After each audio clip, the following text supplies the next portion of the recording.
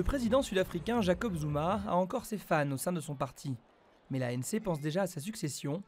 Cyril Ramaphosa, le vice-président, et Nkosazana Dlamini Zuma, l'ancienne patronne de l'Union africaine, ex-épouse de Zuma, sont considérés comme les deux favoris. La priorité du futur patron de l'ANC sera de réhabiliter le parti de Mandela, qui traverse sa pire crise depuis son accession au pouvoir en 1994. Les Sud-Africains sont de plus en plus nombreux à réclamer la démission de Jacob Zuma, touché par des scandales de corruption. Nous allons faire un grand travail d'introspection dans le parti qui impliquera tous nos membres. Notre parti restera toujours engagé dans la vie politique de ce pays. Ramaphosa a la réputation d'un businessman chevronné, très proche du patronat blanc.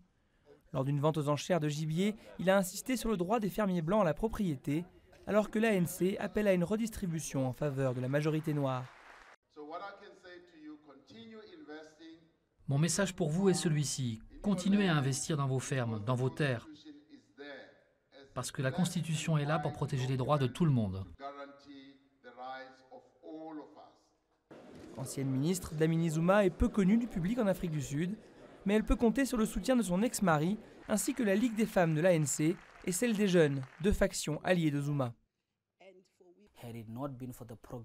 Avec toutes ces luttes d'influence au sein de l'ANC, Zuma n'est pas sûr d'arriver à ses fins, mais il donne l'impression de vouloir garder le contrôle sur le pouvoir en s'assurant que son ex-femme le remplace.